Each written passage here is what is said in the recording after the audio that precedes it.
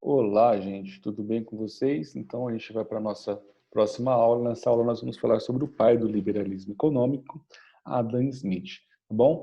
Lembra que na aula dos contratualistas eu falei que o John Locke era o pai do liberalismo político, tá bom? Adam Smith, filósofo escocês, é pai do liberalismo econômico. Gente, a linguagem do Adam Smith, né, ele é pai do liberalismo econômico, e também da economia. É uma linguagem filosófica, tá, gente? Então, a economia que ele desenvolve é muito diferente da economia que nós conhecemos, por exemplo, nos dias de hoje, que é muito matematizada, né? Numérica, estatística, etc. Não é que ele desprezasse os números, mas ele era uma economia ainda embrionária. Né? Eu não estou falando que economia só é matemática, obviamente também é uma área do conhecimento que envolve outras formas de conhecimento. Beleza? Então, o liberalismo econômico, gente, ele se contrapõe às ideias, por exemplo, mercantilistas, que diziam que devia ter um Estado mais presente, mais atuante na economia, principalmente, né, buscando juntar metais preciosos, balança comercial favorável, né, que eram preceitos mercantilistas. Deixa eu voltar aqui. Então, lembra que eu falei para vocês da questão antropológica, né? Estou falando para vocês sobre isso, natureza humana. Você entende bem o autor, buscando compreender também, né, a ideia que ele possui sobre a natureza humana. Então, para o Hobbes era má, né, então são pessoas egoístas, etc. Né? Locke neutra, Rousseau boa, Marx boa, Adam Smith, Maquiavel, por exemplo, é um ser egoísta. Tá bom? Então, só que o Adam Smith, qual é o pulo do gato? O Adam Smith entende que esse egoísmo é bom. Esse egoísmo, ele é um egoísmo positivo, tá bom? Então, essa busca individual, do bem individual, ela produz um bem comum. Ela produz um bem de todas as pessoas. Aí vai falar, como professor? Como produz? Seguinte, você pensa no padeiro, tá? O padeiro, ele busca lucrar fazendo pão, certo? Ganhar dinheiro fazendo pão. Então, é uma busca individual, é um lucro individual. Só que para lucrar fazendo pão, ele vai ter que fazer um pão de melhor qualidade, de melhor preço. Na disputa entre as padarias, entre os padeiros, então, as pessoas vão se beneficiar. Por quê? Elas vão ter mais opções de pão, pães com preços diferentes, né? E isso vai ser bom. Então, essa disputa é boa, a disputa é boa, entende?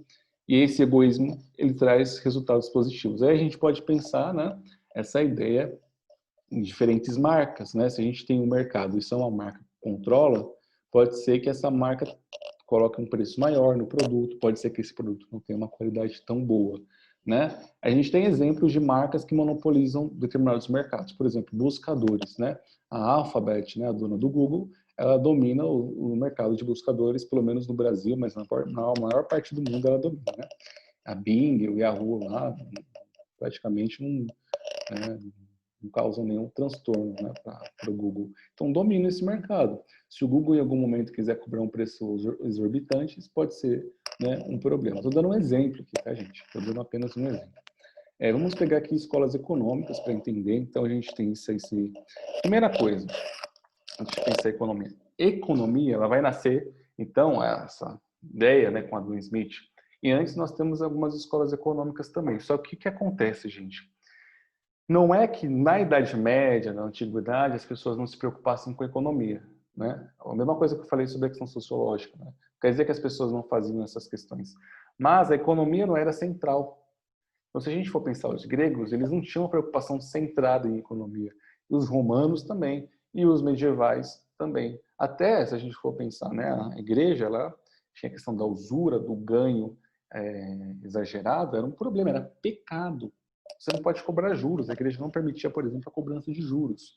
Né? Também era um pecado. Por que não pode cobrar juros, professor? Porque você tinha um entendimento, né, a partir das construções teológicas da época, né, das pessoas daquela fé, etc., que quando você cobrava juros, você estava lidando, ganhando com o tempo. Né? E só Deus poderia controlar o tempo, etc. Tá bom? Vamos aqui para a nossa linha de escolas econômicas. Mercantilismo, Estado intervencionista, metalismo, ou seja, busca de acumulação de metais preciosos. Um país rico é um país que tem muito ouro, tem muita prata, balança comercial favorável, tá? Para a gente fazer aí É um basicão. Fisiocracia, né, é uma resposta já ao mercantilismo, então a ideia de que essa ideia de autorregulação, né, não precisa de interferência, ela nasce aí, tá? Então a ideia de que a verdadeira riqueza nasce da terra, não é da acumulação de metais, é do setor primário, tá bom? E nós então, temos então liberalismo, então não tem que ter intervenção, os mercados eles se autorregulam, tá? O liberalismo em 1929 ele vai ser abalado por conta da crise de 1929, na Grande Depressão, a quebra da Bolsa de Nova York, e aí você vai ter, né, o keynesianismo, que vai ser a resposta dada à ideia de estado de bem-estar social, tá? Então nós temos as ideias keynesianas, elas pregam o estado intervencionista, não é socialismo, é capitalismo, mas é um estado que intervém na economia, tá? Buscando então o bem-estar social. Na década de 80 e 90, também por conta da crise do petróleo, né, e outras modificações que aconteceram no mundo, esse keynesianismo ele vai definhar, não vai desaparecer, ainda existe, né, em muitos países, mas ele vai perder, né, um certo espaço, e as ideias neoliberais elas vão ganhar o mundo, retomando o liberalismo clássico, só que com uma nova roupa, tá bom? Então, um grande livro é A Riqueza das Nações, tá? Então ele diz que é bom a livre concorrência é boa, esse egoísmo é positivo, esse egoísmo produz um bem comum, tá bom? Então também defende um Estado mínimo. Gente, o Adam Smith ele vai ser importante para a gente pensar então esse liberalismo, né? Para pensar, por exemplo, ideias do Marx. O Marx ele vai ler Adam Smith e vai beber das ideias de Adam Smith e também de outros autores e vai influenciar todas essas discussões sobre o papel do Estado, a gente precisa de um Estado máximo, de um Estado mínimo, qual é a função do Estado, é Estado babá, né? Aquela que os liberais falam, Estado babá, né? Estado que não deixa o indivíduo, né, se resolver por conta própria, fica o tempo todo cuidando dele. Então você tem várias, né, críticas, e é importante que vocês entendam Adam Smith também quanto outros autores. Vamos lá. 63, Enem 2019. A centralização econômica, o protecionismo e a expansão ultramarina engrandeceram o Estado, embora beneficiassem a burguesia incipiente. Primeiro texto, tá? Segundo texto. As interferências da legislação e das práticas exclusivistas restringem a operação benéfica da lei natural. Olha isso, da lei natural, gente, na esfera das relações econômicas. Vamos lá. Entre os séculos XVI e XIX, diferentes concepções sobre as relações entre Estado e economia foram formuladas. Lembra lá das concepções. A primeira que eu apresentei, ela foi a mercantilista, tá? E aí depois a gente tem a formulação nesse período, principalmente, né, da liberal, tá bom? Tais concepções associadas a cada um dos textos confrontam-se respectivamente na oposição entre as práticas de... Então, é o seguinte, a primeira, ela defende um monopólio régio, né? Então a gente está olhando aqui para B, tá bom? E a segunda, ela tem um apoio à livre iniciativa, tá? Então, por exemplo, a valorização do pacto colonial tá certo, mas o segundo texto, né, ele não é um combate à livre iniciativa, ele é um apoio, tá? A C, a formação de sistema metropolitano,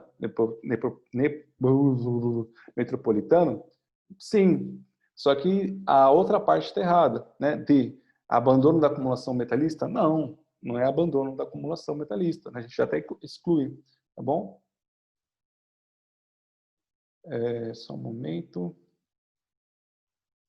Então, a nossa alternativa correta é a B, tá? Defesa dos monopólios régios. Beleza, gente?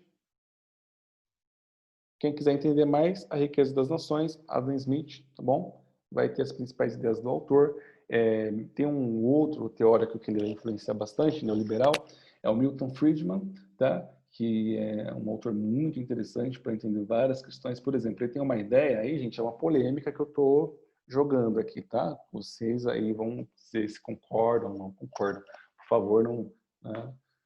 Calma, eu vou apresentar a ideia para vocês, tá? Por exemplo, o Milton Friedman, ele é contra a guerra às drogas. Por quê?